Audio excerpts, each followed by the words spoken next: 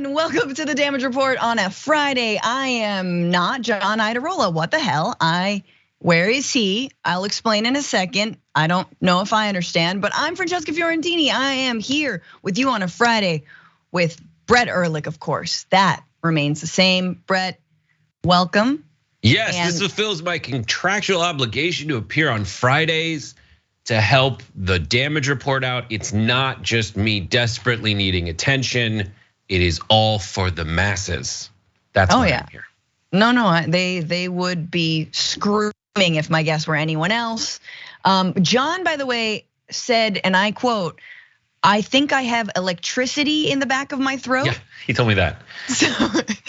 So whatever that is, guys, I feel like John has COVID now for like the 7th time. I'm very convinced he's had it many other times. He swears that he hasn't. I don't believe John is a practice, except when he says he can beat up Elon Musk using Krav Maga. For some reason, I believe that. But yeah, he said to me, and I hate to violate HIPAA, but since he said the same thing to you, he says, when I breathe in, it feels like I have cold electricity in the back of my lungs. You're like, I don't know what that is. I think if anyone has a superhero fantasy where that's how it starts, and at the end he's shooting lightning from his fingers, it's John Idarola. So A, get well soon, and B, congratulations, man. Yeah, I hope you're Iron Man and this is your origin story. I had a tickle. I thought it was COVID. Turns out I'm the next Marvel character. This is totally like, John also said it in a way that was like, maybe it's cool. Like, yeah, maybe I can turn things into ice.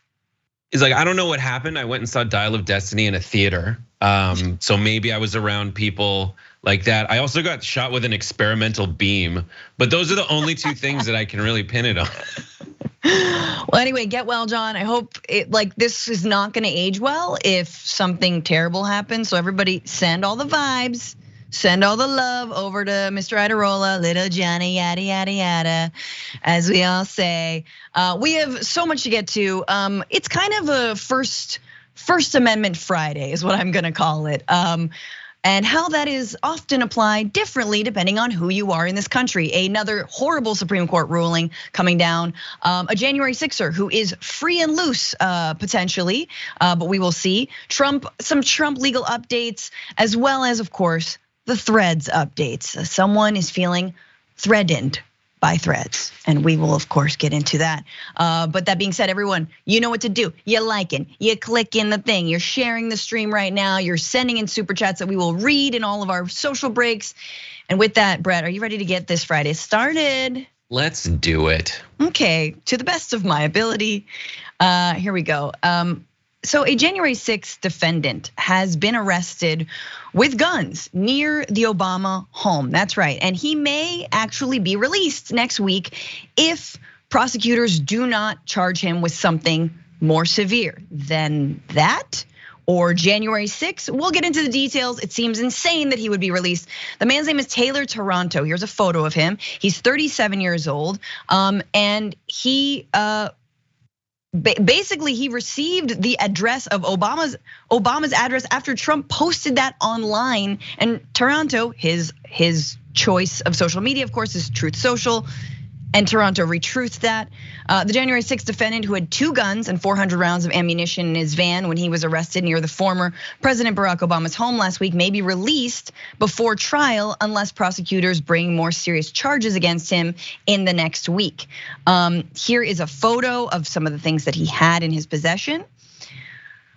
And again, if you guys missed it, yeah, Trump did truth Obama's, or what are we calling it? Rebleeded or bleeded Obama's address just a few days ago. It is like blurred out there, but in red. And then Taranto retruthed it or rebleeded it and said got them surrounded. That's what he posted. And this is like part of Toronto's history, and we'll talk about that. Actually, this is not the first time he's threatened an official or a former official, in Obama's case, of course. He poses a threat to certain current and former government officials, as well as the public at large, because last month, Toronto live streamed himself entering an elementary school near the home of Representative Jamie Raskin. This is graphic 6, where he projected a movie about January 6th on the wall. In the video, cited by prosecutors, Toronto said multiple times that he knew Raskin lived nearby, adding, "I didn't tell anyone where he lives because I want to do it all by myself." So now I want everyone to know that Toronto is also a couple more things to know about him. He has not been held for his role in January 6th yet. He is currently being held now for the threats posed against former President Barack Obama, but he may again be released. He is also being charged in terms of January 6th. He is being sued actually by the wife of one of the Capitol police officers, a man who committed suicide. I believe his name is Jeffrey Smith. He committed suicide, right? And he's being sued over that in terms of his relationship to that Capitol police officer that his wife says his actions on January 6th led to the death of her husband, the suicide death. So that all of these things are happening at the same time, and yet he still may be released if prosecutors can't find a way to hold him. And again, clearly you see the threats there posed to the public at large, but he might actually be released despite all of this. I like, my mind is spinning on this. And the fact that Brett, and I wanted to kick it to you, another piece of this that we know is that he's been waiting to be arrested. He has live streamed himself regularly. This is not just in Jamie Raskin's kids' elementary school, or an elementary school near his house, unconfirmed whether his kids actually attend that school. He's live streaming himself outside the Capitol going, "I'm waiting, I'm here, I'm free." There are straight up photos of this dude on Jan 6 in the Capitol. It's like, does he know he's radicalized, or is he like feeling like he's doing something righteous that any reasonable person would do? Special shout out for graphic 2, like this weird urinal selfie that like I'm always afraid when I'm looking at my phone while I'm peeing that I'm accidentally taking with my phone, as it's just like looking up at him as he's just kind of sitting there like staring down, being like, what have I done with my life? Who knows if he's totally like urinating on the Capitol steps.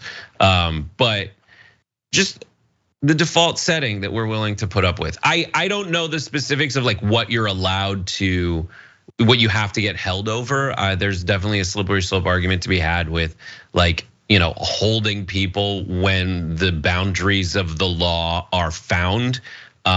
That's more for me like a change the law kind of thing. But definitely this doesn't pass the sniff test where the guy is very obviously standing there going like, here is my act, here is my intent, here is how it clashes with the law. And for all the people who say that the law isn't that they're the party of law and order, you would assume that if they did this to anyone who wasn't Obama and wasn't Jamie Raskin, well then obviously they'd want them locked up and you throw away the key. It's just that this guy happened to have like really cool guns in the back of his car. That is the issue. I mean, yeah, and the fact that, and we'll get to it later, stalkers are being given a pass by the Supreme Court. But here we have an issue of a stalker, but yeah, he targeted Jamie Raskin before. Let's go to graphic 8. So in the days prior to targeting Barack Obama and prior to his arrest, he had broadcast threats to blow up the National Institute of Standards and Technology, warned Speaker Kevin McCarthy that he, quote, can't stop what's coming. And as we mentioned, entered this elementary school near the Maryland home of Representative Jamie Raskin while live streaming apparent threats to that Democratic congressman. But it was only because Obama has a lot of Secret Service, their antennas actually went up in earnest. So on 7, he says it was only after he entered Obama's Secret Service, this is according to Politico, protected neighborhood, that officials were able to track his movements closely. Toronto was speaking on a live stream, discussed finding an entrance to the Obama's home via the sewers. Down here, everybody floats. That is pretty much the MAGA base at this point. It's just Pennywise. It's just random QAnon people drinking jungle juice under a bridge in Dallas, and Pennywise the clown. It is insane to me, Brett, that like, and I think it speaks to 2 things. We've covered this story that the Justice Department did not want to go after Jan 6ers initially because they were afraid that it would look politicized. So that's one, that they're slow on actually holding folks and detaining them, which I agree. People deserve access to a speedy trial, right? But this man is clearly a threat. And the other thing it tells me though is maybe he's not the number one to like however many hundreds of Jan 6ers have already been detained. Like he's not the number one threat. Like how many dudes just like this guy Toronto are there out there? And how many of them have already been detained? It was just the one that got away maybe. I don't know. I don't really give a pass to the DOJ here. I don't give a pass. Like I do think that all of the folks who stormed the Capitol on January 6th are threats. They've proven themselves to be threats to civil society. And the top dog of that, of course, is Donald Trump, who remains free even though he was indicted multiple times. Well, that's it. And that's what we pretty much through like implicit pressure and consequences for people who've done much less have been disincentivizing, right? So what I mean by that is that like what people like Donald Trump rely on is their high status, where they're at that point where he's, as he says, I can shoot someone in the center, in the middle of Fifth Avenue and get away with it. The reason he was able to do that is he was famous for other stuff.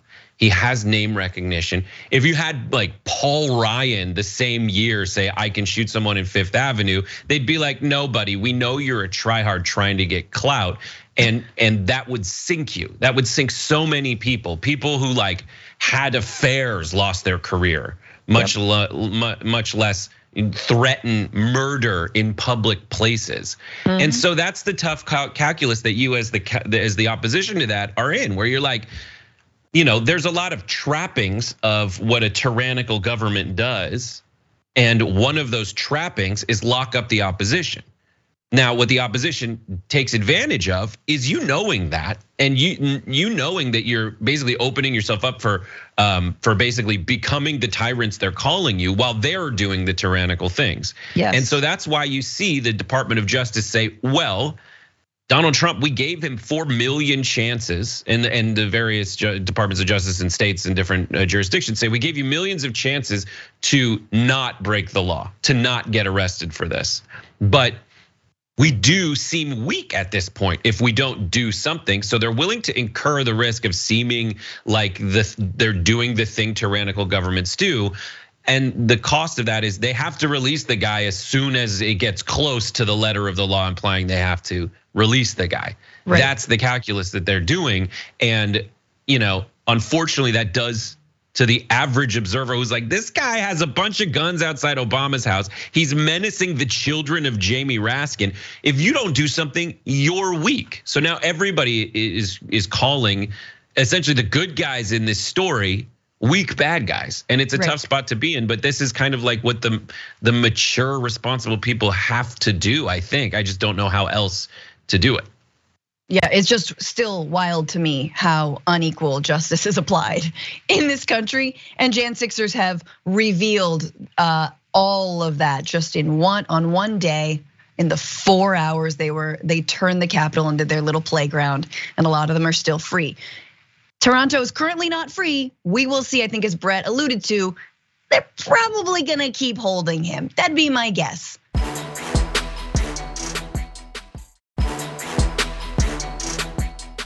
Let's move on though to that top dog and some of those legal updates for Donald Trump. There are some really important legal updates in many cases coming at Donald Trump. One involving kind of a throwback to 2016, the former FBI head Peter Strzok, but we'll get to that. First, let's talk about Donald Trump's partner in crime when it comes to the classified documents scandal. This was, I guess, the last aide who was still talking to him without needing a lawyer present, and his last lawyer, who he cajoled into keeping documents that were requested by the National Archives and just moving them around from the bathroom to the ballroom, from the ballroom to the lawn, and so on and so forth. And that guy's name is Walt Nauta. Walt, short for Waltine. And I want everyone, this weekend, to just marinate on that name. When you name a baby Waltine, I feel like they're gonna end up into some legal trouble with Donald Trump. But anyway, his personal aide, Walt Nada, pleaded not guilty on Thursday to charges that he schemed with his boss to hide classified documents from authorities at Mar-a-Lago. The government has accused Nada 40 of moving boxes containing top secret government materials for the former president and then helping him hide the documents from federal officials who demanded them back. He's a loyal body man to Trump in the White House who continued to work for the former president in Florida. Nada was indicted along with Trump on 5 criminal charges, a lot less, including conspiracy to obstruct, concealing a document, and scheming to conceal a material fact in a federal investigation. Nada was also charged with lying to the FBI, and Trump was charged with 31 counts of mishandling national defense information and 1 count of causing false statements to be made.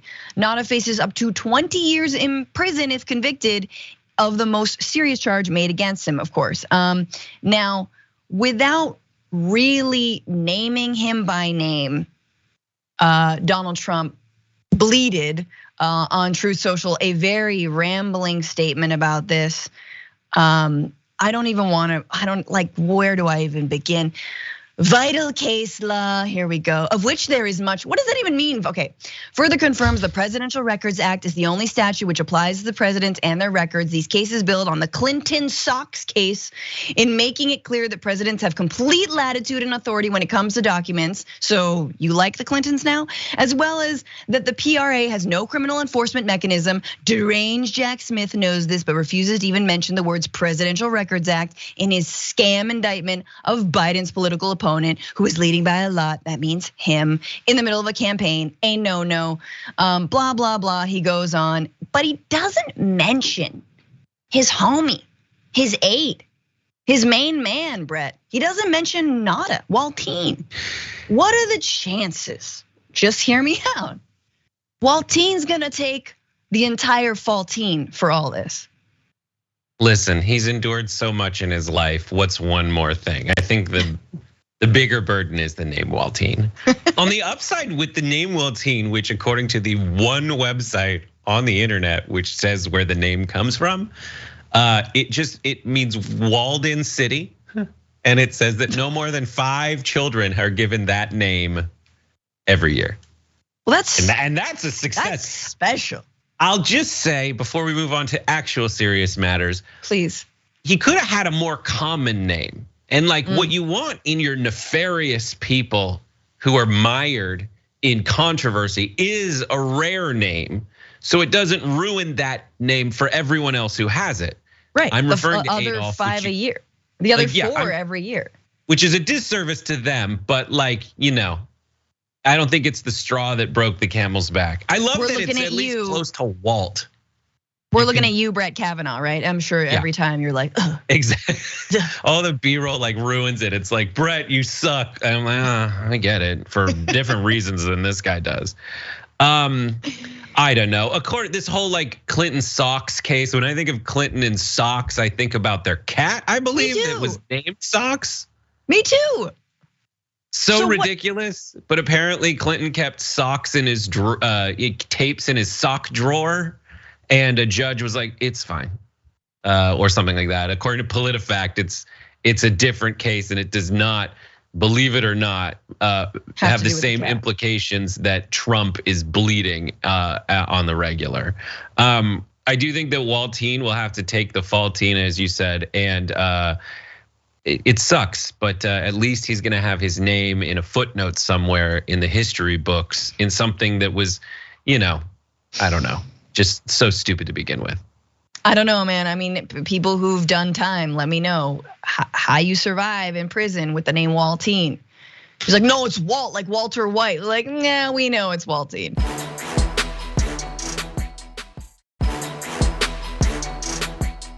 On this documents case, it is important to know that these prosecutors who are actually, doing their work, are being threatened. Because hey, the likes of Taranto, who we talked about earlier, are still out there, and folks who are following and retruthing Donald Trump, rebleeding him. But the individual prosecutors involved in this documents case are against the former president are facing substantial harassment and threats online and elsewhere, according to extremism experts and a government official familiar with the matter. Experts say they frequently observe violent rhetoric targeting people who are blamed for undermining the former president, not just prosecutors involved in the criminal investigations surrounding Trump, but also swing state election workers refuting false claims of voter fraud. Indeed, far-right Trump supporters are posting the names of prosecutors and government workers online, yelling them at demonstrations, threatening them, and sometimes revealing details about their personal lives. But at least they know more about government and how it works. Right, Brett? You gotta find, your niche somewhere. Like, some of us learn it in like civics class, others get radicalized and then get excited about different DOJ officials because we wanna harm them. What? Like, this is the thing though. These are the low level folks who don't have, Secret Service like Barack Obama does that were the reasons that this guy Toronto even got arrested in the first place in terms of, the Jan 6er. These are people, they don't have private security. I mean, you saw like Representative AOC already say, we would need more security. And that doesn't seem like it's changed in the wake now 2.5 years since January 6th, since Trump supporters actually acted on their violence. So in this time of extreme like political violence, I don't know how to like, I feel like I'm taking crazy pills when the right consistently says this is the same thing. BLM is the same thing as Jan 6. In fact, Antifa did Jan 6 and they were all actors. And it just like goes on and on and on. And then we have centrist bureaucrats who are afraid to look partisan to actually take these threats to their own people, afraid to take them seriously. We have online, like, looking at disinformation campaigns. The Biden administration creates an entire bureau to study disinformation that gets dismantled immediately because Fox News and Newsmax and all the other psychos were mad that Taylor Lorenz was on it. You know what I mean? Like they just backtrack and back themselves into their own corner here. This is where I just have to have faith in humanity at large. And That's that cute. faith, I know, I'm not saying I have it, I'm saying I have to have it. Right. Like I have to have faith, and something that helps with that is definitely Biden beat Trump before this happened. And after this happened, people don't like Trump. Now, Biden's trying really hard to lose that advantage in the wake of it. And isn't he though? In the thing that kind of hurts your liver and it gets punches to your liver and then you have to drink, which ruins your liver even more. All these body shots are Trump is still leading among Republicans. Then you just have to have faith. I have to have faith in the system that it's set up so that if a psychopath wins the party nomination, then they won't win the general election. Right. And the sad thing about that is if the other side's party apparatus, each side has their own apparatuses and they yield a candidate, you just want to make sure that the party apparatus of the opposition to that is actually doing good work and getting the right electable person there. What's so sad to me is when you look at the main foundations, the main elements of our government, it's just they are putting Donald Trump up there and Joe Biden up there. Yep. There's so many more talented people, and this should be merit-based, right? Right now it is not merit-based. Right now it is absolutely pecking order, hierarchy-based within the Democratic Party. The fact is, and this is not an endorsement of anyone's policies, but you have a much more talented, charismatic candidate in Gavin Newsom than you have in anyone else in the party right now. Within that category of generic American looks at him and goes, I'd vote for that guy. Yeah. And they won't, and that's not happening. I know. I DeSantis agree. I have so many Trump's problems with Newsom, but I totally 100% agree. He will become anyway, we'll talk about Newsom. Yeah. When Brett comes on the Bitchuation Room, we do a whole thing on Newsom, and that photo of him and Guilfoyle on the carpet. Quickly before we break though, there's one more piece of this. So Peter Strzok, former head of the FBI, who was fired in 2016, because. Not necessarily because, but the lawsuit alleges that he's bringing against the Department of Justice that he was fired because he was looking into Donald Trump's ties to Russia. If you guys remember that. And he's been suing the Department of Justice. And in that lawsuit, his lawyers are asking for Donald Trump to be deposed in all that. turns out the DOJ, even under Biden, is like, no, don't depose Trump, don't depose him. But Judge Amy Berman Jackson has said, nah, he's got to be deposed. So a judge rejected the DOJ's effort to block the Trump deposition in a lawsuit over ex-FBI agent Peter Strzok's firing. The ruling from Judge Amy Berman Jackson came late Thursday, one day after the Justice Department asked her once and for all to block Trump from being deposed in the suit.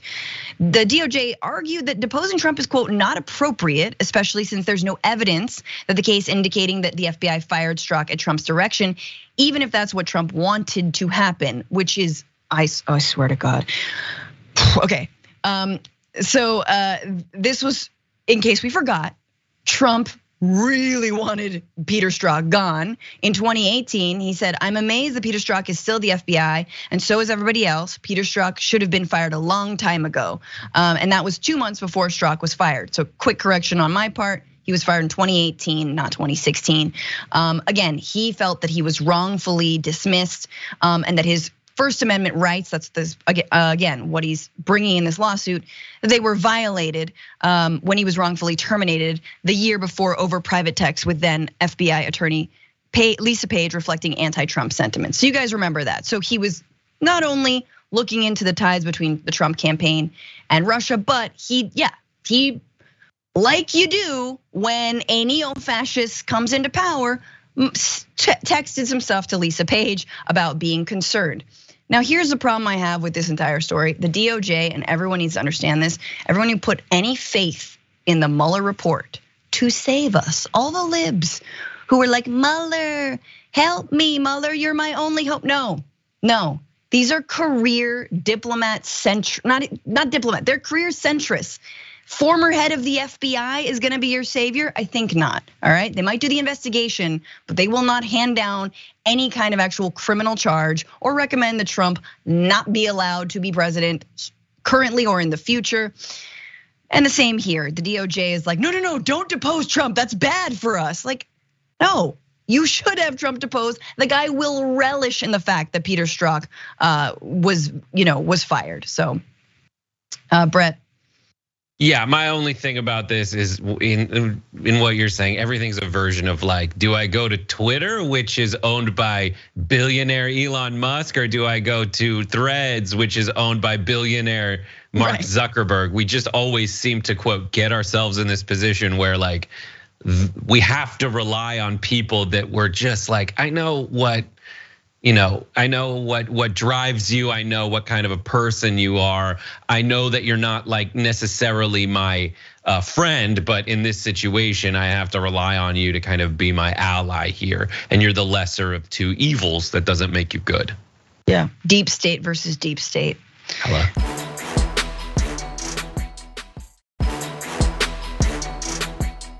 When's the last time Facebook opened up their books and told us what they were up to in 2020? Right. They haven't. When's the last time they told us what they were up to in 2016? They haven't.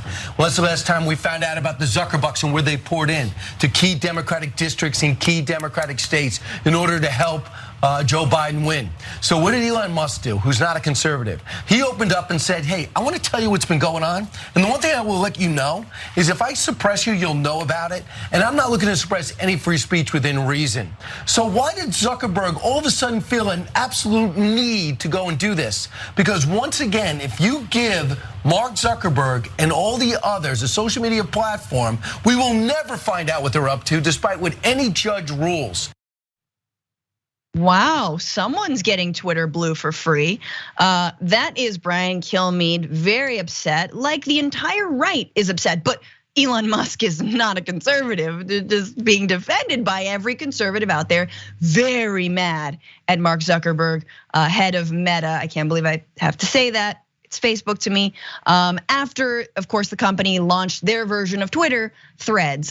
So we'll get into some of the reactions from the right, but for now you need to know that Musk is not going quietly, all right? He in fact has sent a cease and desist letter over to Threads or Meta or whatnot.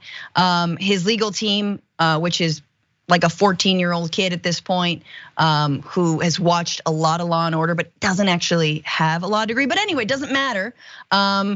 Sent that cease and desist letter to Meta. accusing them of misappropriating Twitter's trade secrets after Meta, and this is true, hired some Twitter employees. So this is according to that cease and desist letter saying over the past year, Meta has hired dozens of former Twitter employees. Twitter knows that these employees previously worked at Twitter, that these employees had and continue to have access to Twitter's trade secrets and other highly confidential information, that these employees owe ongoing obligations to Twitter, and that many of these employees have improperly retained Twitter documents and electronic devices. With that knowledge, Meta deliberately assigned these employees to develop in a matter of months Meta's copycat Threads app with the specific intent that they use Twitter's trade secrets and other intellectual property in order to accelerate the development of Meta's competing app in violation of both state and federal law. However, the spokesperson for Meta said no. No one on Threads engineering team is a former Twitter employee. That's just not a thing. I think he might have threaded that out, so that's fun. Elon Musk is mad. He tweeted, competition is fine, cheating is not. But Brett, what did you think was gonna happen when you fired a bunch of workers from Twitter?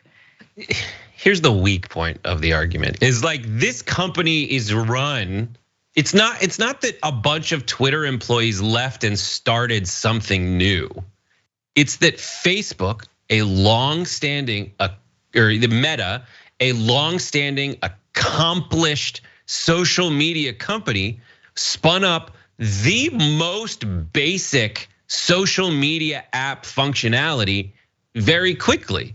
Because of course they would. It's like Naomi and like Adam, like all the people who run that Facebook/Instagram, that whole group is very capable of doing. Go follow Dustin Moskowitz on Threads. He outlined basically what's happening and what he thinks of it. He's at this point really got no skin in the game, so he criticizes it as well as celebrates the certain benefits that he has, and shares little tips. Like if you hit return 3 times, it'll automatically start the next, bit of your thread, and you don't have to like send the first one before starting the next, like all this stuff. But outlining the fact that like you're mad, buddy, that all these pros were very good.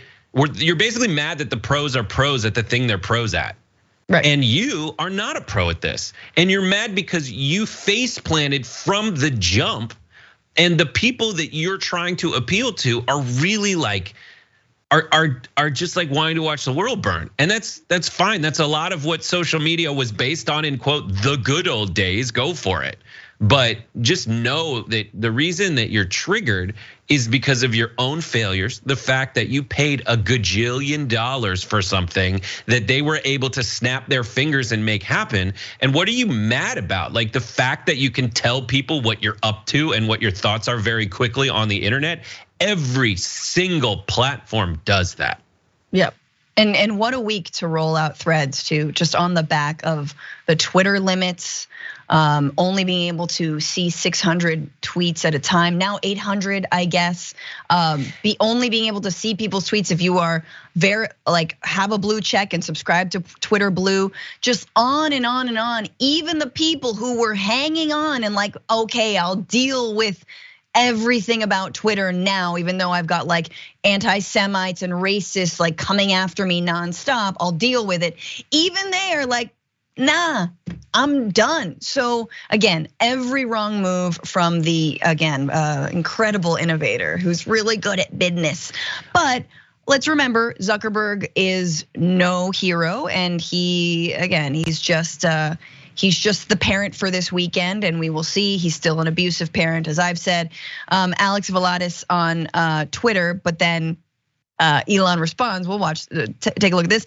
Says the dangers of a world where Zuck controls all media. Like many other people, I've been having fun playing with the new app, but it's important to remember what's at stake here. Zuck already controls the largest, and I'm sure there's a show more, but who sees more now on Twitter? I hate that function. So he explains, obviously, the incredible monopoly that Meta has in terms of messaging apps, in terms of WhatsApp, Instagram, Facebook, of course, and now Threads. And then there's a screenshot here of a very, very old chat, I believe, referencing how he even started Facebook, which was a bunch of people gave him a bunch of images. People submitted, I don't know why, they trust me, dumb Fs is what he says. And Elon Musk replies, any social media monopoly is despair. It's despair. And yet, funny, Brett, because it seems like whether it's Substack, whether it's now Threads, whether it's any outside link to anything else, Elon Musk feels really, really fragile about maintaining his, I don't know, I would call it a monopoly on the sort of written word social media space. Right, he's mad because he bought an idea. And listen, you can be mad at Facebook for copying Foursquare, copying Twitter when Jack made it with the status update. They just do that because they can. And then they sit there, and both of these, no one's got any sympathy for Elon Musk or Mark Zuckerberg in this. That's why on Happy Half Hour we have this segment, everyone in this story sucks farts, because they just do. They just do, and it's fine. But like the hypocrisy specifically in Elon Musk, who as recently as like a week ago was like, now if you swipe up on videos, it'll give you the next video, which is just totally taken from the TikToks and the shorts and the reels of the world. Like you're doing the exact same thing. And that one of the reasons we have we should have no sympathy for it is that like, this is also part of the game is these, oh my God, you go back to the cage match talk. It made you seem like more of a baller than the cease and desist letter ticky-tack lawyers speak. Just solve it in the arena, man. Yeah. But back to the right and all their freak out. It is interesting. So this is legit, actually, something that happened on Threads, but of course tweeted by a right winger who pointed out that when you try to follow Donald Trump Jr., there is a little pop-up on Threads that says, "Are you sure you want to follow Donald Trump Jr.? This account has repeatedly posted false information and really cringe jokes that was reviewed by independent fact checkers or went against our community guidelines." I added the cringe jokes part. Donald Trump Jr. of course tweeted, which is weird because I feel like wouldn't he bleed it? Or aren't we on Truth Social? I don't know. He says, Threads not exactly off to a great start. Hey, Instagram, Threads is verbal, so the whole skimpy bikini thing's not gonna work out so well if your influencers can't formulate a sentence. In my honest opinion, you may wanna rethink cutting off those who can. So he's saying he can form a sentence as he has a fake green screen of a library behind him in his podcast. So part of me was like, hell yeah, that's cool. I'm glad that they at least offer that warning. You can still follow Donald Trump Jr. on Threads. It's not a big deal. But then a spokesperson for Meta tweeted back at Donald Trump Jr. saying, this was an error and shouldn't have happened. It's been fixed. And Donald Trump Jr. says, okay, thanks, I appreciate that. Hell yeah, I'll see you at Squash tomorrow. Because of course, well, I mean like, all of it's trash. Everyone sucks farts, as Brett and Happy Half Hour state very proudly and importantly. It's just a new toy that we're playing with that has maybe a fraction less harassment, so you can find me there. But Marjorie Greene, of course, freaked out at this and tweeted, now I'm definitely sure Threads will be in the same Marxist style social media experiment that Zuckerberg usually offers. All social experimentation serving big pharma, the intelligence community, the DEI initiatives to strengthen corporate stocks, supporting garbage, DEI issues, and stealing elections. No, thank you. Oh God, we got the anti-vax, we got the anti-woke and DEI, we got the intelligence community. Brett, you work at TYT and have for many, many years. Don't you know? I'm sorry, what are the top performing videos on Facebook? Right, that's the thing. They all say that they're censored. The top performing videos historically are right wingers. The Dan Bonginos of the world, the Ben Shapiros of the world, and they do so all the time. And as a top Facebook executive said to me one time, all you need to do to get Zuckerberg to change is shame him publicly. They do it, he changes, that's that. Yep. And they did it in the 2016 election too, when they, right wingers were glomming onto him. Oh my God, you're biased against us. And he completely dissolved basically a body made up of former journalists and former copy editors and editors, who were effectively making sure that fake news wasn't spread in advent of the election. And when he got, harassed by right wingers, he was like, okay, you know what? We're not gonna do it. We're just no journalistic ethics. We're gonna post videos and photos of our babies here. That's it. And he just, he slunk away from it. And then of course we led to the massive amount of disinformation on Facebook specifically and radicalization that we see today. So anyway, yay Zuckerberg.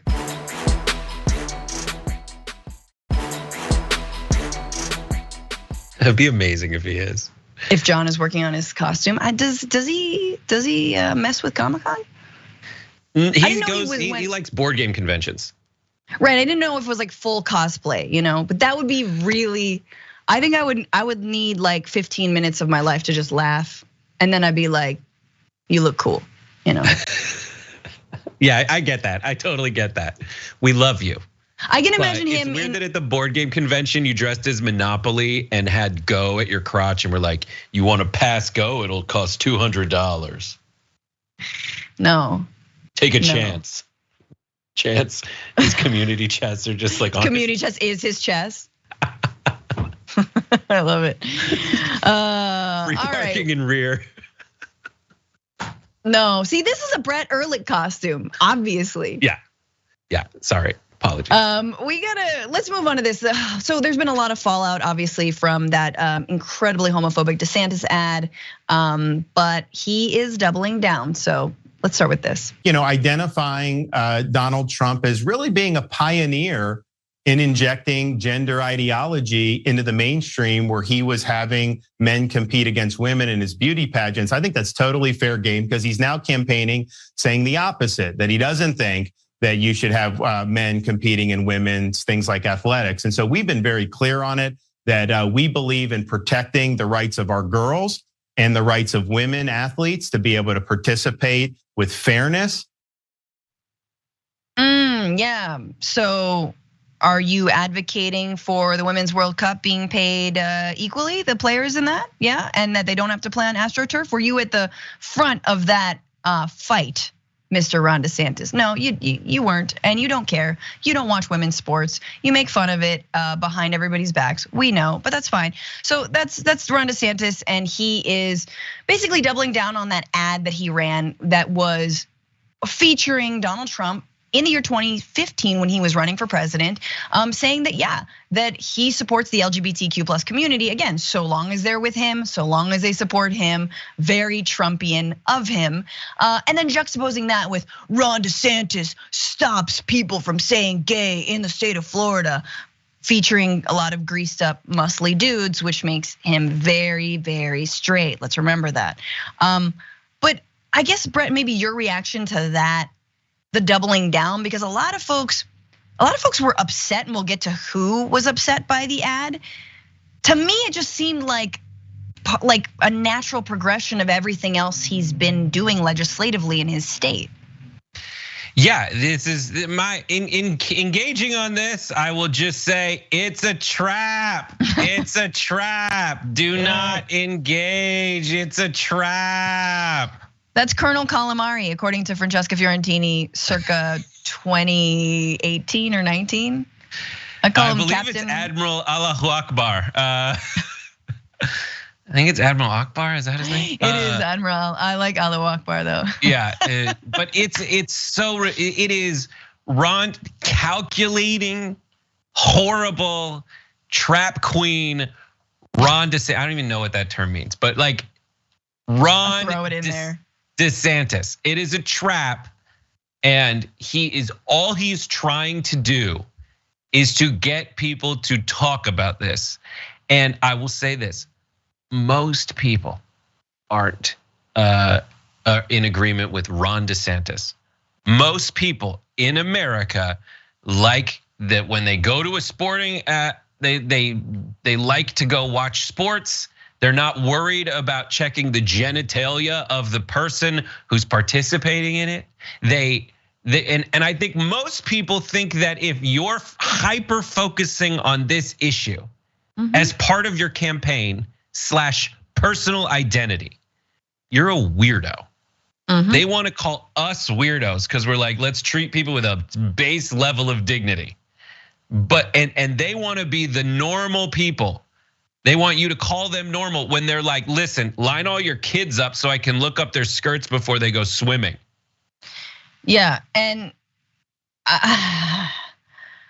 it's interesting to parse these reactionaries, but I guess when it comes to Desantis versus Trump, and when it comes to running that ad again featuring Trump supporting the gay community versus DeSantis legislating against it, yeah, the right is being parsed now, and the right is sort of drawing their lines in the sand as if DeSantis had any chance against Trump. We've been over the numbers multiple times, and so has DeSantis' staff. But that being said, there is a group called Gays Against Groomers, and one of the officials in that group is now stepping down and saying that because the founder of the group actually has ties to DeSantis and he's learning about them, he's out. So this is David Leatherwood is his name. He said, today I would like to announce I'm formally resigning from my board position with Gays Against Groomers and withdrawing my involvement from the organization. I will always support the mission of GAG, which is truly the most unfortunate name if you run a Gays Against, don't call you, okay. He says, it's a great organization. My decision was professional on good terms, blah, blah, blah, blah. Caitlyn Jenner, again, prominent trans woman who somehow is still a Republican. She actually was the reason that this all started because she called out Jamie Mitchell, who's the founder of GAG, saying I cannot be affiliated with Gays Against Groomers because Jamie essentially begging my organization to co-brand, amplifying, paying for 50% of the Pride Month ad. The leader being on payroll for DeSantis is so vitriolic and anti-Trump. She should step down from one immediately. I'm sorry, I butchered that tweet. But it is interesting, Brett, that there is a line even for these conservatives. I mean, Gays Against Groomers, you'd imagine them sort of to be the unrequited fans of, Ron DeSantis. Like, we support you being against groomers, but we're also gay, but no, they have a line. Caitlyn Jenner has a line finally, and they're saying, yeah, your anti-gay agenda is one step too far. Yeah, we believe that Democrats are like, pedophiles and, probably like, drinking the adrenochrome of children and whatnot. But all this like anti-gay hatred and anti-trans hatred, we're out. I'm fascinated by that. So in politics, there's kind of two operators you kind of identify. One is the DeSantis type and one is the Trump type. One is DeSantis is going to do testing, polling, studying to make sure that he absolutely is taking the right position and leaning into it, coming up with that pregame plan to play the game, and he plays it. And then there's Donald Trump, who's like just kind of working on his material on the road. He's just like, he's out there retail politicking with a lot of folks and just going with his gut. And his gut is telling him like DeSantis is going too far. And that gives Trump a lot of power because he can change his positions whenever he wants. But if DeSantis does, he is over because it's all, people met him that way. Yeah. People met Trump in Home Alone 2, and The Apprentice, and they just are there for general energy. And that energy that's attracted to Trump is the energy that likes how like rawly awful he is in a way that's like ends with an elbow, like, am I right, buddy? And and then Ron DeSantis absolutely is just gonna he's just gonna be this person until it either works or doesn't for him, as he hopes that Trump goes to jail. Right. Yeah, exactly. It's not gonna happen for you, buddy. But again, I think it is really important.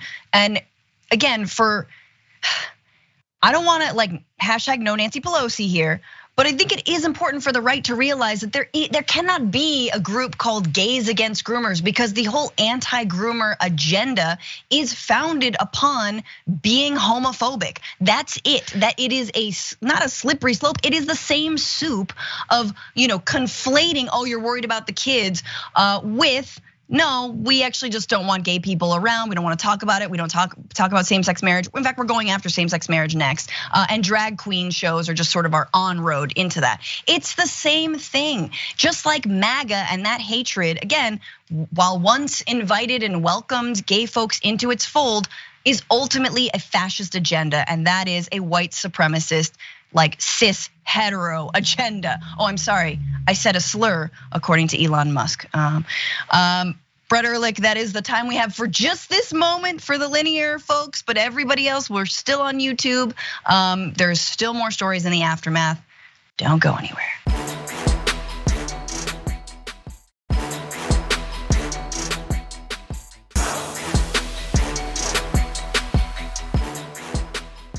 Thanks for listening to the full episode of The Damage Report. Support our work, listen ad-free, access members-only bonus content, and more by subscribing to Apple Podcasts at apple.co/TYT. I'm your host, John Adarola. I'll see you soon.